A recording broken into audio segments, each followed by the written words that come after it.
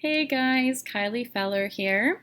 So on this video, we're going to look a little bit closer at what an avoidant attachment style is and how it affects your relationships and life.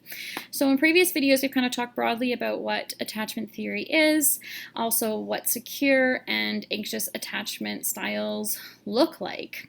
So with the avoidant attachment, it is mostly defined by this kind of uncomfortableness with intimacy and closeness. So children who have an avoidant attachment style when they are younger are, they learn to become little adults, so their needs are not being consistently met, which means they kind of become self-sufficient. They suppress their emotional needs due to their caregivers not consistently meeting them, or the anxious are the opposite. They actually send that cry out even louder, right? They can't turn it off. So with avoidance, they, kind of deny their emotional needs for closeness, and rather than letting their partner, when they're younger, you're not letting your primary caretaker really kind of take care of those needs. You've just learned to suppress them. Sometimes they want to be near their partner, but they don't want them to help with what's going on underneath. So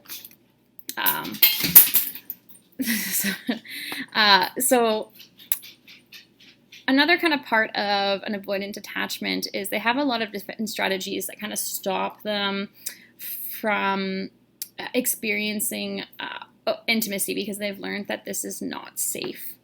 So oftentimes they desire that closeness, but there's often a shutdown that will happen that's very unconscious when it gets close. So sometimes with an avoidant, you'll have this very big opening, this vulnerability, and then there's like this backtrack and kind of like shut down, right?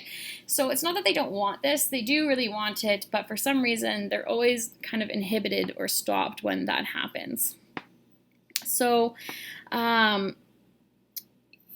oftentimes these people with an avoidant attachment style may look back on their childhood and think that it was fine, but it's a very factual remembering. There isn't any of the emotional undertones to their childhood. So they might not even be aware that their needs were not being met, the emotional needs of when they were younger, what that even looks like, having parents that don't talk about emotions. We only know what we were brought up with, that was what normal was, right? Until we grow up and we start to look at other different people's relationships or ways of relating to ourselves and other people. So often people with an avoidant attachment they value their independence, their self-sufficiency. They're not comfortable with sharing their feelings, or when they do, they get hijacked by their attachment system and deactivating strategies. Now, deactivating strategies, they kind of stop that connection or that intimacy, and that protects them from being hurt. But this belief is really operating on an old schema from when they were younger, and actually inhibits one from forming a really healthy relationship in the present moment. So avoidants are often flooded with everything that they don't like about their partners. They're hyper aware of them kind of stopping their freedom, and they often are a bit preoccupied with the relationship too, of thinking that this person isn't really the one, yet they continue to stay in the relationship. So, it's really important as an avoidant to start to recognize this in your body when you get close to intimacy and there's that shutdown. So becoming curious with yourself is really important. Also, again, mentioning that magnet between the anxious and avoidance. So when somebody's avoidant, it's very stressful to be with somebody who's anxious, because they very much want that closeness and intimacy, and there's this constant like shutdown. When somebody's more secure, they might allow that freedom. And it's important to know, it's not bad to be more self-sufficient, but you do need to communicate that with your partner. So instead of just leaving or shutting down, it might be like, okay, I'm getting activated. I'm going to need 15 minutes to go kind of calm down, or to say in a relationship early on, I am avoidant, or I'm working on it, and I need some of my space sometime. Is that going to be okay? It's not you, it's me, right? Because if there's an anxious person, their brain just runs like crazy. They'll think that you're cheating, they think you're going to leave them, when really you just might need to just some time just to calm down. So Some common deactivating strategies are, saying or thinking I'm not ready to commit, yet staying in the relationship for years. Focusing on the really small imperfections of your partner, like the way they eat, the way they dress, and allowing those kind of thoughts or those little picking things to really get in the way of your romantic feelings. Often too with avoidance is you really think about your ex, and once you're not in that relationship with that ex, you actually get flooded with all the positive because it's no longer a threat to intimacy. So often really kind of glorifying your previous partners or talking about your previous partners in a really positive light, phantom ex, or believing that there is the one, your soulmate, but it's not the partner that you're with now. Really painful for your current partner. Flirting with others. Now, in Attached, they talk about that, but flirting with others, I think, is you can be. The Attached book I really don't like because they mix in a personality type with the avoidant attachment. They make it as if they're kind of narcissistic or cheaters, which can happen, but you can also have somebody who's avoidant who just shuts down with emotional intimacy and has a really hard time being vulnerable or even connecting to what that means, connecting into their emotions and feelings to be able to express it. I mean, like, there's nothing to say, but really there is, but they've lost that connection, but it's still there. So in the book Attached, if you are avoidant, be wary of, half of them might resonate with you, and the half where it's kind of like flirting or lying or all that kind of stuff doesn't per se connect to an avoidant attachment. But, again, some people have been really hurt by people with an avoidant attachment who are also more narcissistic. But with attachment styles, they are not personality types. So you can have any personality type, and you can have an insecure attachment or a secure attachment, right? You could be a secure narcissist or an anxious narcissist, right?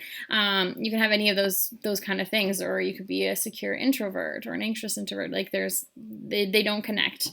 I'm sure maybe more narcissists are more likely to have an avoidant attachment, maybe, but anybody can have these attachment styles. So it's important not to connect it to certain types of personalities. So some common avoidant thoughts are like that all or none thinking. If I knew she was right for me, I just know it, proves it. Overgeneralization. I knew that this relationship was just supposed to be a close friendship. The idea that they're taking over your life. Thinking that you have to do everything kind of their way or losing some of your freedom. Feeling a bit suffocated. And thinking sometimes your partner is out there to try and annoy you. Again, a bit of that mind reading. So there is a lot of overlap between anxious and avoidant. And that's important to notice these deactivating strategies, even though somebody who's anxious is actively pursuing connection, oftentimes when they get it, it's really uncomfortable too. They've just never had it. So that can feel really kind of a bit more avoidant. So there's a lot of overlap. And to also recognize there is like that third attachment, the disorganized, which is kind of a mix between all of them, so anxious and avoidant.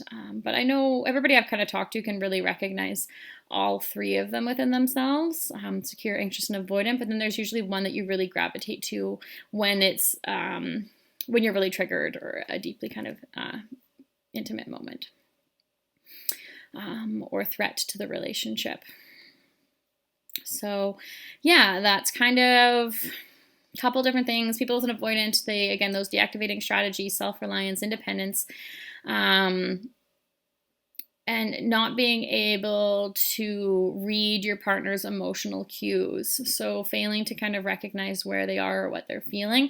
And that's because, to attune to other people, we have to feel those feelings inside of us to have empathy. And when you're an avoidant, you just can't. And to become not avoidant too, sometimes you have to find that original attachment wound and start to do some healing, that it's safe to feel, it's safe to be connected to your emotions. It's safe to let other people in and support you.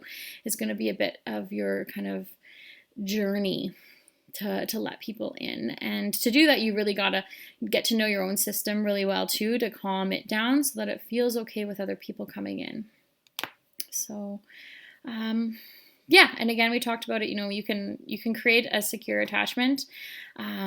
We're not stuck in these things. Just becoming more mindful of it, we can start to recognize it and then move away from it by using communication, having more mindfulness, connecting to secure role models, practicing secure attachment skills, connecting into your true self, healing these old wounds, becoming a secure base for yourself and your partner, different people in your life, being vulnerable. Really aligning yourself with respect and love and trust in the world and other people. So this is a journey, right? And I think understanding your attachment style just really helps lift the weight of the world, right? So it's not just you. This stuff is in textbooks. It's very common. I know people don't really like to be told that they're textbook, but we are, right? We're humans. We all suffer. We all feel pain. You're not alone in this. It's not to downplay it. Life is pretty hard, but there are theories, there are tools, there are skills, there's knowledge that can help you. So if you're curious about knowing more, please reach out. I'd be more than happy to support you through this. Thanks so much.